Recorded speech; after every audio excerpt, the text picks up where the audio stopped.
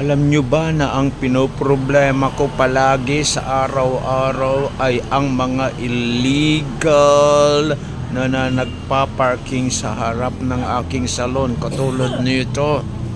Diba sa araw-araw na ginawa ng Diyos, maiinis ka talaga. Kaya ngayon gagawa ako ng paraan para hindi na sila maulit mag-parking sa harap ng aking salon.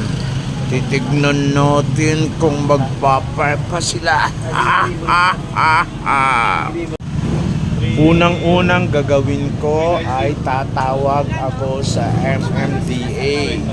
Humingi ako ng saklulo upang sa ganun ipahila ko ang sasakyan na to. Ewan ko lang. Hello MDA. Opo nga eh.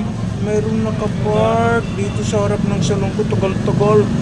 Maghapon, magdamag. Diyos ko.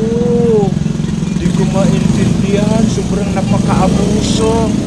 Alam niyo po, dito po sa 1940 Sagrada Familia, Barangay 779, Zone 85. Dalian niyo, sir, ha?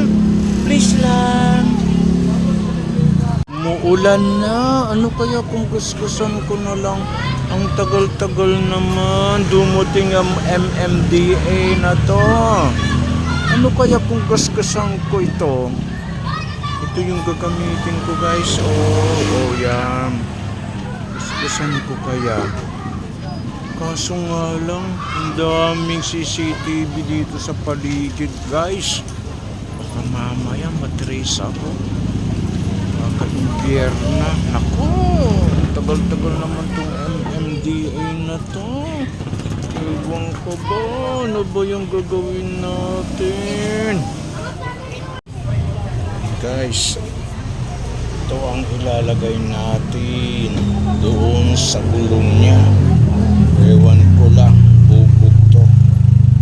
Ewan ko lang kung may magagawa pa ang kanyang sasakyan. Ilalagay natin upang sa ganon hindi na siya makakapag-park kailanman. Ewan ko lang, mga walang pakialam sa mundo, mga abusadong may kotse. Makalis na nga.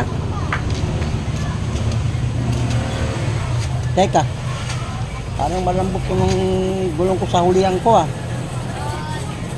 Tingnan ko nga.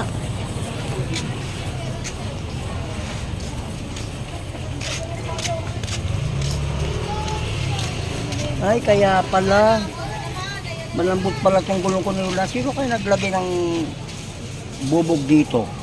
Bukan sinadya to ah. Sino kayo sumalbay na itong gulong ko? Matanong nga sa loob.